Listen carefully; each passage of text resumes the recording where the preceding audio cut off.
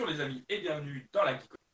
On se retrouve aujourd'hui pour le troisième épisode du Wrestling Show où nous allons faire les résultats, bilan, tout ce que vous voulez qui correspond à la fin du show WrestleMania 36.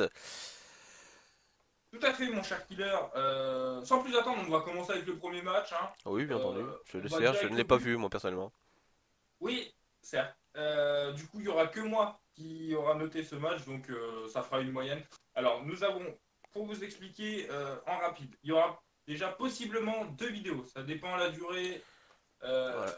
la durée On va du peut-être tournage. faire Hein. un RSN Show partie 1, partie 2, tout comme WrestleMania.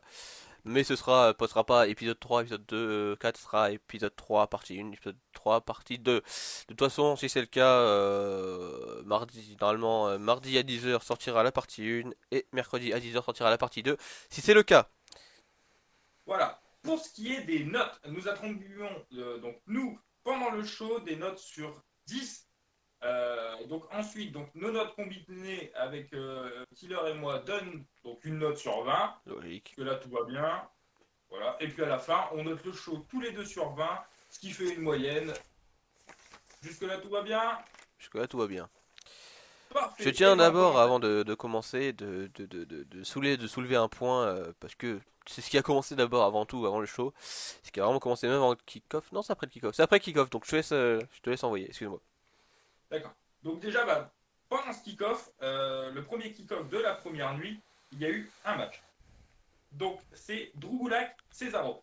Donc Drugulak Cesaro, ça a été court, ça n'a pas été intense, ça n'a pas été fameux non plus.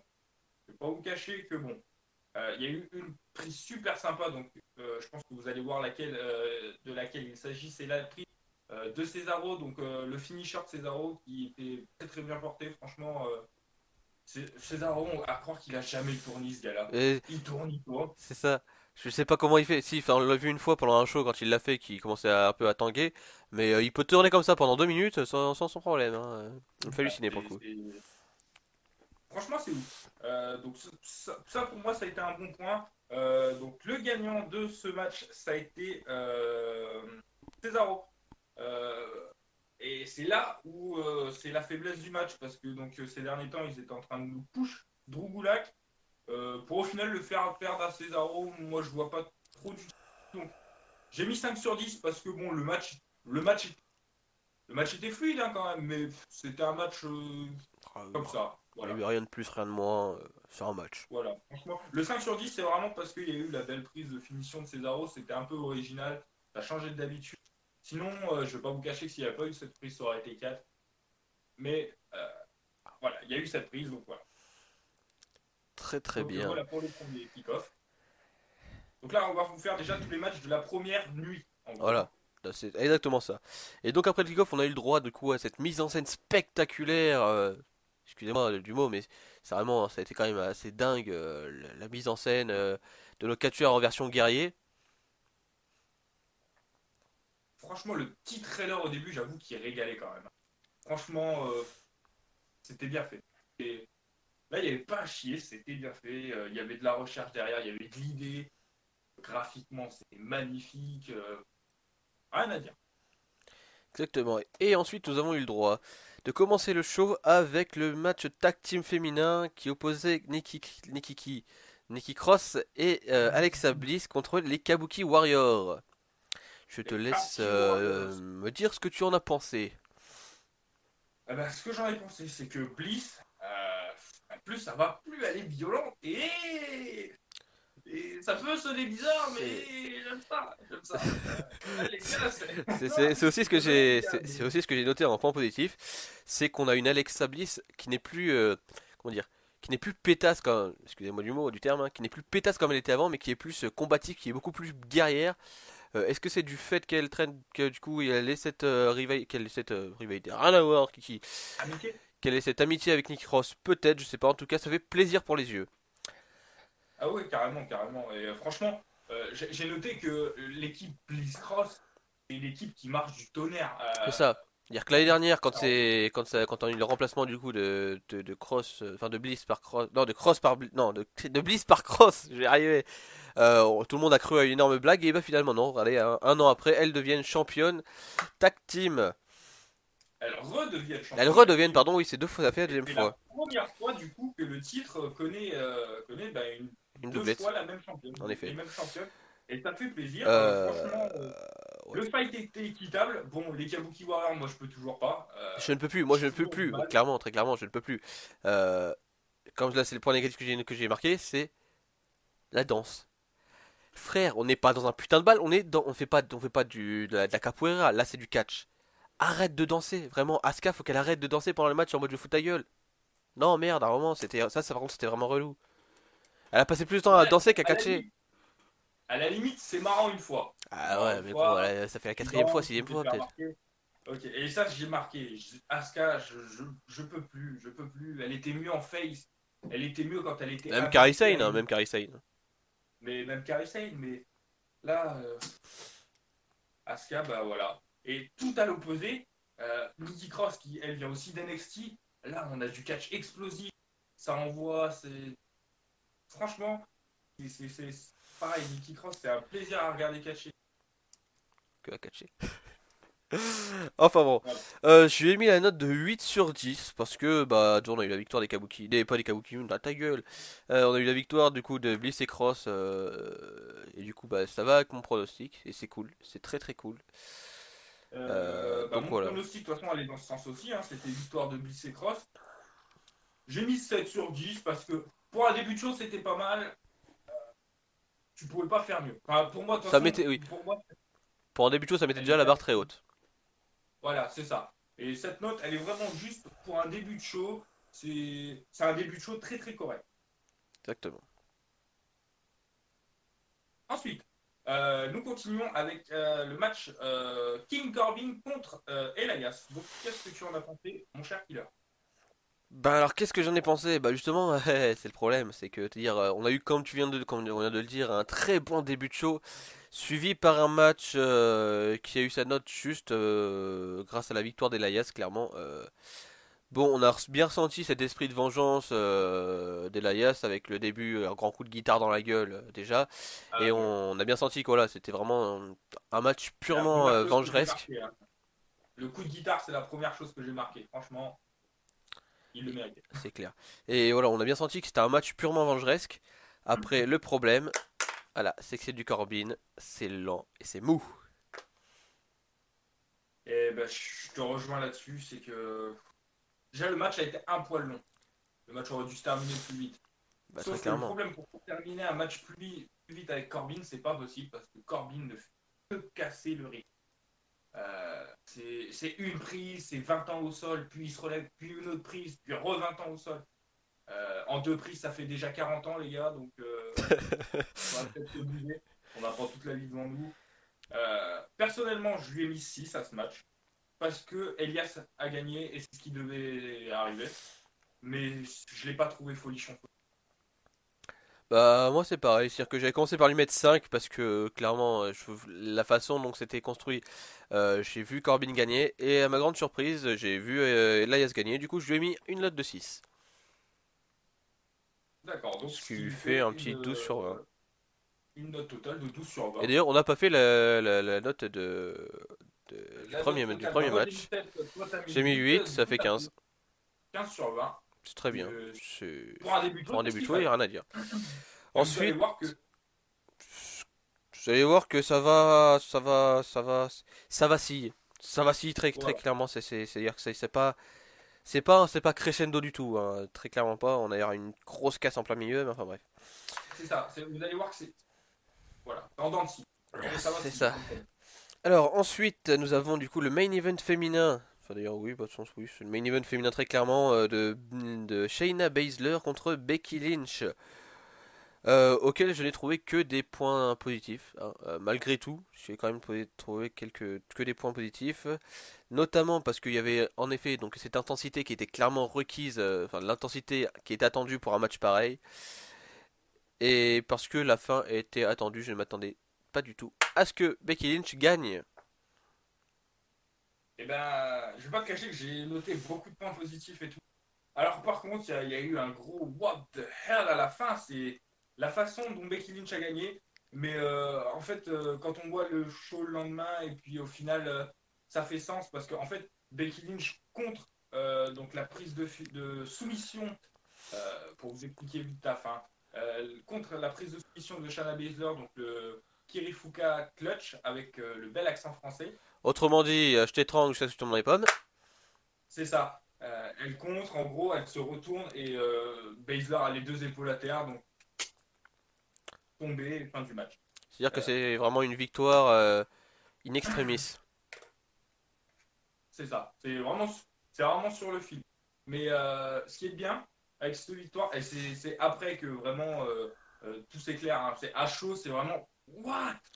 Et Pourquoi? c'est ça. Et Et après, tu te dis, en fait, c'est bien. Parce que Becky, elle a gagné, mais elle n'a pas décrédibilisé Shayna Baszler. C'est-à-dire que Shayna Baszler garde quand même son aura de. Elle est quand même là. Et c'est ça que j'ai apprécié avec cette fin de match au final. Sinon, tout le match, il y a de l'opposition, il y a de la puissance. Baszler qui claque la tête de Becky dans la table des commentateurs. J'ai mis 7 sur 10. Est-ce que ça me mérite? bah moi j'étais carrément plus généreux, tu vois. Bon après voilà, comme je dis, personnellement j'ai pas trouvé la victoire si mauvaise que ça, hein. Comme je dis, c'est qu'il faut déjà la contrer et très peu de personnes voilà enfin moi qui l'ai un peu suivi à NXT, personne à part Rhea Ripley jusqu'à présent avait réussi à la vaincre. Le Kabuki mes couilles, enfin l'étranglement jusqu'à ce que tu Kirifuki Clutch, voilà mes couilles. Personne n'a réussi à le contrer, hein, à part Rhea Ripley en lui menottant les mains lors de. C'est comment, non? Non, World Collide? non, encore avant. Là, je peux plus t'aider, là. Là, j'en ai plus. Enfin, bref, du show, On va là, avoir un voilà, bref. super bout à NXT? Ça sera marqué là. Bon. Donc voilà, Voilà. ok, donc c'est pour ça que, au final que je lui ai mis un bon 9 sur 10 parce que fallait déjà contrer et très peu de personnes ont réussi à contrer cette prise. Voilà. Donc il y a Ouais, eu le 9 public a sur été 10. plus généreux. Ah oui, clairement, très Moi, clairement. j'étais plus déçu, j'attendais un retour, mais là, vous allez voir que durant toutes tout le bilan, le killer a été un peu plus généreux que moi. Moi, j'étais un peu plus dans la sanction parce que j'avais quelques attentes qui n'ont pas été. Mais vous allez voir que ça se vaut quand même, hein. Et dans la partie enfin, soit de la vidéo, soit de WrestleMania, je relèverai un point que je peux pas pour l'instant expliquer, sinon ça dévoilerait la suite du show dont je ne t'avais parlé et qui au final fait sens quelque part. Maintenant, on se fait chier. Bah là, on passe sur le champion intercontinental. Donc, Sami Zayn contre Brian. Euh, chiant. Donc 2 minutes, Zayn continue. Sami Zayn, au bout de 2 minutes, il continue à courir. C'est-à-dire que le match a sonné, il sort une fois.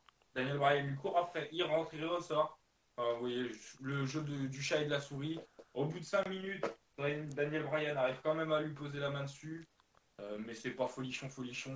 Le seul truc qui a été appréciable, c'est que Drew Gulak a clairement mis ce qu'il méritait à Shinsuke et à Cesaro. Seul problème, c'est que dans le kick-off, Drew Gulak n'arrive pas à battre Cesaro. Là, lui tout seul, il bat et Cesaro et Shinsuke. Allez savoir pourquoi. Du coup, moi, j'ai été dans la sanction et j'ai mis 2 sur 10. Et À bah toi, mon écoute, cher. pour le coup, j'ai rien à dire de plus, hein. J'ai clairement rien à dire de plus. J'ai extrêmement dit pareil. J'ai totalement dit pareil, que le match était chiant, que le seul truc intéressant c'était que Gulak avait fait un peu le show. Il s'est pris un 2 sur 10 dans la gueule aussi de ma part. Et puis Zayn a gagné. Bon, voilà, Zayn a gagné. Voilà. Tu as bugué de mon côté. Ah Excuse-moi. d'accord, excuse. Donc bah du coup oui, donc je répète, excusez-moi les amis. Je disais donc bah j'ai rien mis de plus, j'ai clairement rien mis de plus, j'ai mis qui était chiant aussi, que Gulak avait fait un peu le show, c'est le seul point positif, il s'est bouffé un 2 sur 10 dans la gueule, et Zayn a gagné comme il devait y avoir, parce que le titre doit revenir à Drew Gulak. Ouais, c'est ça. On n'a pas fait la moyenne pour Becky Lynch, mais en gros, Oui, bah ça fait ça 18. fait 7 sur 20 Non, pas du tout. pour le match Becky Lynch. Et là, bon, ça fait 4. 4 4 sur en 20, vérité. oui, Parce voilà. que c'est bien. Parce qu'il y a eu un match et parce que Gulak a fait un peu le show. Ça s'arrête là, sinon il s'aurait bouffé un 0 dans la gueule, très clairement. C'est ça. Maintenant, nous passons au Triple Threat match pour les titres de champion par équipe de SmackDown, opposant Jimmy Uso, Kofi Kingston et John Morrison. Alors déjà, dès le début, c'était pas très très clair. On savait pas qui allait catcher dans la team New Day ou dans la team Ozo. Du coup, ça a été Morrison, obligé puisque The Miz ne catchait pas, contre Kofi, contre Jimmy. Ensuite, ce qui n'était pas non plus très très clair, c'est de savoir si les titres étaient mis en jeu. Parce que moi, je m'étais posé la question, qu'est-ce qu'il y aurait au bout de l'échelle si les titres n'étaient pas en jeu? Du J'ai coup, bien une j'ai eu ma idée, mais je suis pas réponse. sûr que ça ait sa place. Ouais, c'est ça. J'ai eu ma réponse, les titres étaient en jeu. Sinon, à part ça, il y avait du rythme. Les échelles servaient à ce qu'elles devaient servir, à se taper sur la gueule, et ça fait plaisir. Il y a eu un magnifique, je pense que c'est le Starship Pain, hein, je suis pas sûr. Oui, oui, je Un pense aussi, magnifique. mais il était. Je me suis posé aussi la question sur le Starship Pain parce que il était pas comme d'habitude. Très clairement, il était pas comme d'habitude, mais là, il a hit. Excusez-moi, mais à chaque fois que je lui offre un Starship Pain, je le vois jamais hit. Il tombe, ta tête, elle tombe limite à 3 km du mec. Et là, au moins, ça a frappé. Ah, là, ça a hit, Mais et franchement, j'ai trouvé ce spot magnifique, je sais pas ouais, toi. je confirme, je confirme, je confirme. Après, bah, sinon, pendant un moment, j'ai pas vu Kofi. Je sais pas où il était Il avait passé. disparu. J'avoue que je sais pas non plus où il était passé. Après, ouais, Morrison, il a rien perdu, hein, il est toujours Non, autant de c'est speed, ça. il a toujours autant un bon catch, c'est magnifique quand Rien il à dire, catch et rien à tout. dire, rien à dire. Euh, et puis, bah, bon, bah, la fin nulle, moi je trouve la fin très très nulle, mais c'est une fin qui marche.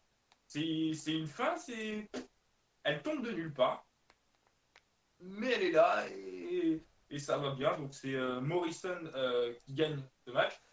Et donc, du coup, j'ai mis un 8 sur 10 parce que bah, le match était agréable.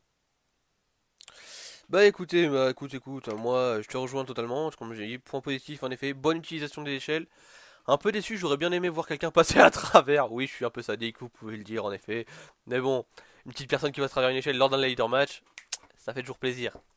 C'est vrai. Et puis bah oui, pareil, la fin totalement mais inédite. Faut prendre, c'est une fin con, mais totalement inédite et ça fait plaisir. Et moi j'étais en mode en vocal écrit où je fais. Mais du coup, qui c'est qui, comment tu fais? Enfin là, les titres ils sont plus accrochés. Dans ma tête, j'ai en mode, comment tu gagnes du coup? Qui c'est qui a gagné?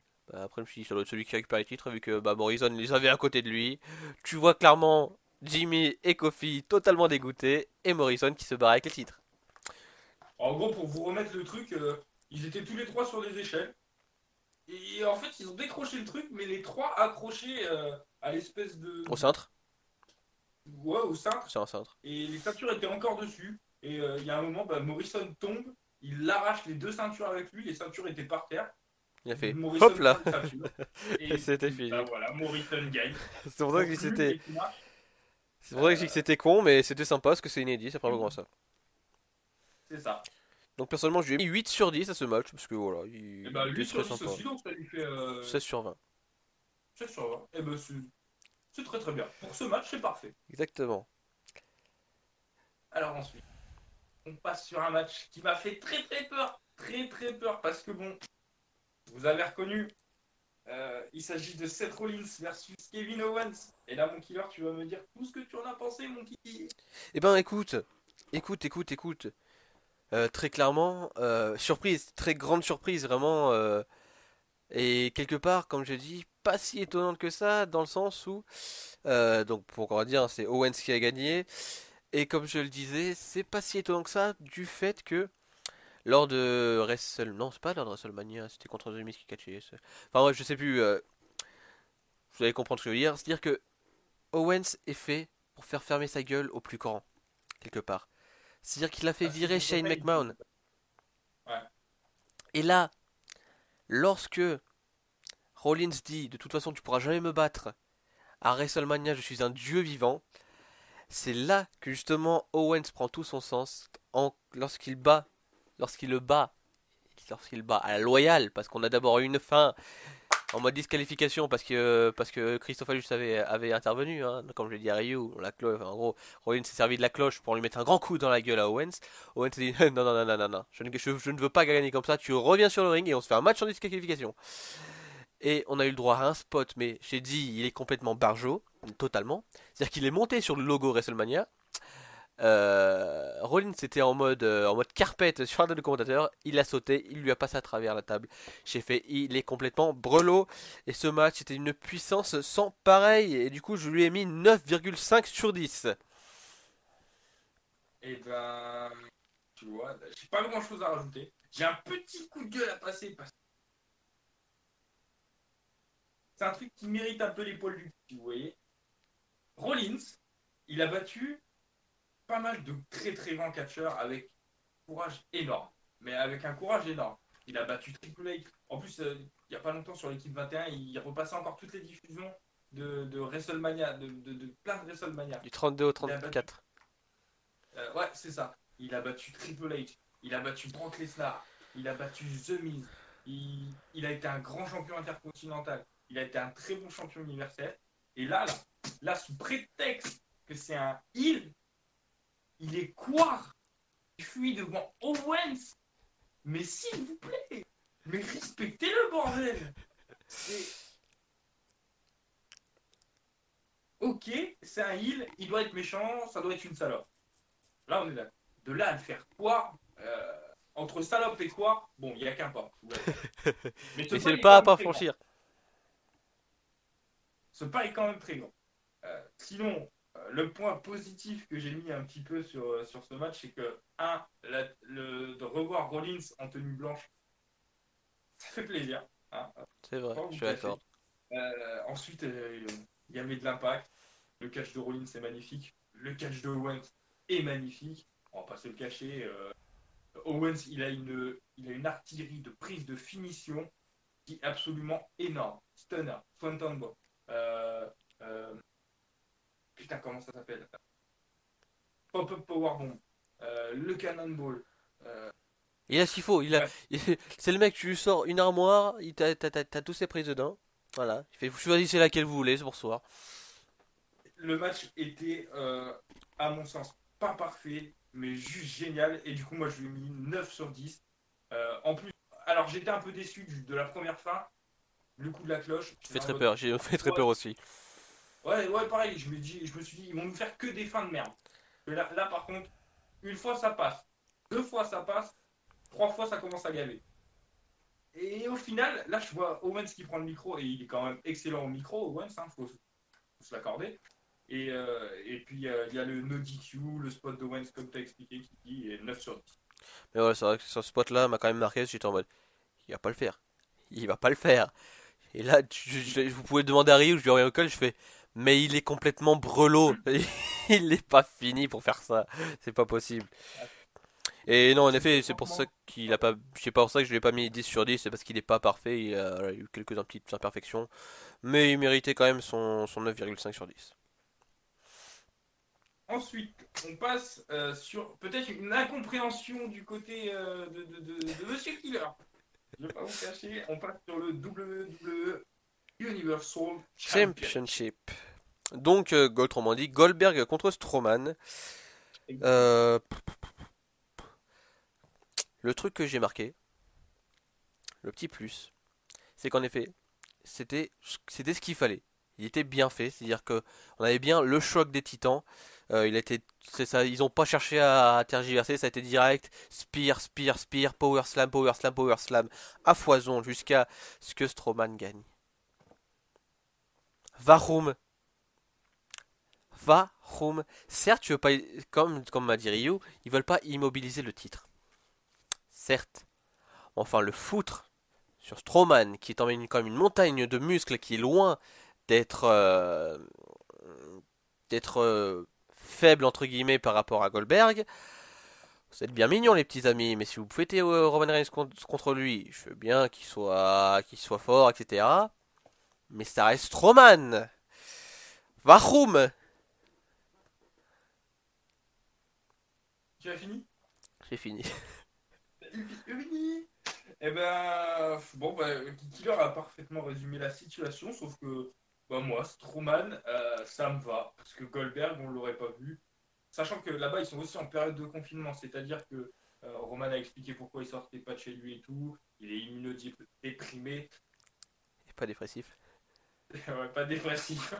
Et, euh, et en gros, il va pas sortir chez lui. Donc pour les prochains shows SmackDown, si ça continue jusqu'à Money in the Bank, on verra pas de Roman. Donc, Braun Strowman, moi, ça me va. Et ça me va encore 2 fois plus, puisque ça va opposer un peu de résistance quand même à, à Roman, quand il va revenir, bien sûr.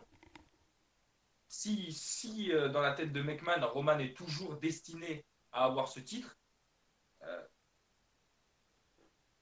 ça va lui opposer un peu de résistance, et ça fait plaisir, parce que c'est ce qu'on veut voir. Roman, il faut qu'il en chie. Roman, il faut qu'il doute pendant le match, il faut qu'il ait un petit, mais putain, qu'est-ce qu'il faut que je fasse. Et ça me fait plaisir. Bon, après, le match, ça a été simple. Hein, j'ai noté, hein, j'ai noté le match. En soi, ça a été un 4. spear, deux spears, trois spears. Braun Strowman se relève. Alors, euh, 4 il y a eu Power un Slam. quatrième spear. Braun Strowman se relève. Et il y a eu deux Power Slam, deux ou trois Non, Power 3 ou Slam. 4. 3 ou 4. 3, il me semble qu'il en a foutu 3. Et tu voyais bien que Papy était en train de clamser, hein, très clairement. Et c'est vrai que Ok, ouais, bon. maintenant que tu le dis, vu comme ça, c'est pas faux. Mais ce que je comprenais pas, c'est cette excuse, ils veulent pas immobiliser le titre. Avec un catcheur qu'on ne verra jamais. Ça ne vaut rien. Excusez-moi, hein, mais ça vaut rien cette excuse-là. Avec Brock Lesnar, hein, le titre, ils l'ont foutu avec un catcheur qu'on voit jamais, hein, donc cette excuse ne valait pas. Mais en effet, vu comme ça, je te l'accorde. Et comme je disais dans mes pronostics, que quelque part, ça fait un moment qu'il essaye de pusher Strowman, il savait pas trop comment faire. Donc bon, je lui ai mis quand même 7 sur 10 parce que voilà, on a eu un très beau match de choc des titans. Voilà, juste petite incompréhension sur le coup. Et en effet, maintenant avec l'explication, ça passe beaucoup mieux. Et bah, vous voyez, même dans la compréhension, Kiki a été plus généreux que moi parce que moi j'ai mis 5. Il m'a pas plus de frissons que ça. Et, déjà, j'étais super déçu que Goldberg soit champion. Là, en plus, bon, c'est pas forcément de sa faute, hein, mais j'avais pas le match de rêve qu'on voulait voir, donc c'est-à-dire Roman Goldberg. Du coup, je l'ai mis simple. C'est simple. Yes, I. Maintenant. Alors maintenant, nous passons au match de la soirée, mais même au match du show. Excusez-moi, c'est vrai. C'est le match dans tous mes pronos, enfin dans toutes mes notes, c'est le match qui a récolté la meilleure note parce que c'est la best note. Il s'est bouffé un 10 sur 10 ce match-là parce que clairement, mais très clairement, même si comme je dis, il m'a un petit peu dérangé dans le sens où on oubliait presque que c'était du catch parce que c'était un petit peu trop filmé, etc. Un peu trop en mode film, un peu mini-série. Au final, la mise en scène, mais était juste géniale. On a eu des spots de bâtards. On a eu le retour des, comment dire, des âmes tourmentées, on va dire, que Taker a envoyé, on va dire, en outre-tombe. Euh, juste voilà, génial. J'ai vu énormément de gens le critiquer comme quoi voilà, il ressemblait, c'est un vieux navet des années 80, je sais pas quoi, etc. Non, non, non, clairement, certes un peu trop filmé, un peu trop filmographique, pardon, à mon goût. Mais sinon, une mise en scène de bâtard. On a eu le droit aussi au retour de l'American Badass. Et c'était super. Et puis pour une fin de première partie, chapeau. Je te laisse la parole. Qu'ajouter de plus? Ce match, bah, c'était un match qu'on rêvait de voir. Je veux dire, ouais, il y en a, ils ont critiqué ça, genre ça faisait nanar un peu. Et si, Hein? on a eu le droit aussi à à cette ascension émotionnelle. En mode, bah putain, merde, il a buté le Taker. Et là, et tu le vois allumer la machine. Et pouf, t'es rapide, vieux. Mais ouais. Ouais, non, mais c'est ça, il y en a, ils ont traité ça de nanar et tout. Pas du tout d'accord. L'ambiance est ouf. Taker était au mieux de sa forme. D'ailleurs, j'ai même lu un truc, tu sais, sur le spot où il prend un truc et il pète la vitre comme ça. Ah mais tu le vois qui saignait vraiment, hein. C'est pas du faux La sang, hein. vitre était. Tu le vois Ouais, qui s'était vraiment je pense que d'ailleurs tu l'as même vu quand il s'est regardé en mode je me suis un peu niqué là. ouais, Et ouais. tu voyais vraiment La que vitre est c'était pas censée se explosé. péter. Ouais, la vitre est pas censée se péter. Mais Taker, il sait quoi? Ben, il continue C'est et ça. il y va. En mode Et c'est ça pas donne un grave, je truc pisse le génial. sang, mais ça rajoute au match. Et on a vraiment, et comme je disais à Rio, c'est que ils auraient jamais pu faire gagner Styles dans le sens où il était beaucoup trop confiant dans un match où c'est vraiment l'univers du Taker. Parce que vous m'excuserez, mais même encore aujourd'hui, si Ryu m'avait pas dit le contraire, que c'était un décor de cinéma, je croyais vraiment qu'il s'était en train de faire ça dans un vrai cimetière tellement que c'était bien mis en scène. Alors j'ai eu plus de détails justement sur ça. C'est un terrain vague. En gros, c'est un terrain vague. Et encore, ils n'ont pas voulu faire tout ce qu'ils voulaient faire parce qu'il y avait une route à côté et en gros, ça les dérangeait pour faire tout ce qu'ils pouvaient faire. Mais en gros, c'est un terrain vague qu'ils ont totalement refait en cimetière. Toutes les pierres tombales sont fausses, tous les décors sont faux. C'est tout la WWE qui a mis en scène. Et on a beau la critiquer. Là, là pour le coup, on peut la critiquer. On peut critiquer Vince McMahon. Mais alors là, Mais là, là on peut pas. Là, clairement, c'est la plus belle première partie que j'ai vue. Tout chaud mélangé jusqu'à aujourd'hui. Bon, ça se discute, mais voilà, c'est extrêmement bon pour une première partie. ah ouais, je vous ai pas donné ma note du Taker euh, de Styles, mais cette note, elle est 10 parce que bah, c'est ce que je voulais voir. On Et pouvait pas c'est en ce que demander, j'ai on vu. pourrait pas en demander, en demander plus peut-être, en demander moins, non.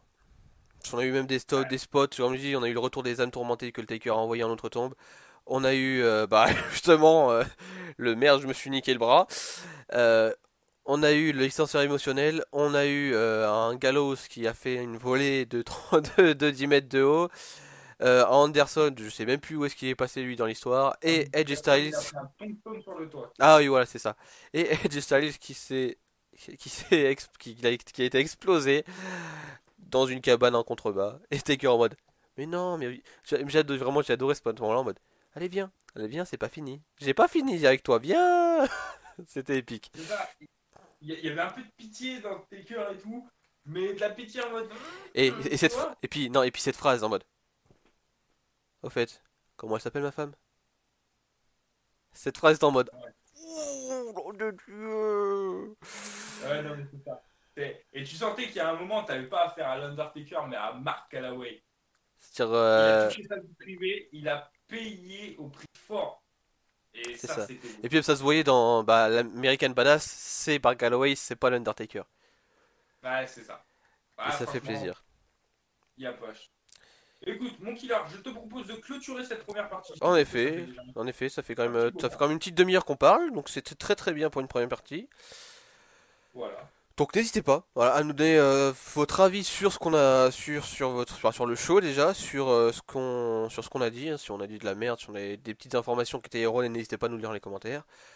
Vous connaissez la Triforce, hein, pouce bleu, commentaire, abonnement et n'oubliez pas la petite cloche, parce que la cloche, ça va bientôt Pâques. Si on mettait pas la cloche quand les chocolats vont arriver, vous serez pas au courant les amis. N'hésitez pas à cliquer sur Christophe Ajus. Bien joué, très joli. Et puis ben pour ceux qui regardent cette vidéo le jour où elle sort, eh bien on se donne rendez-vous demain à 10 h pour la deuxième partie. Ciao!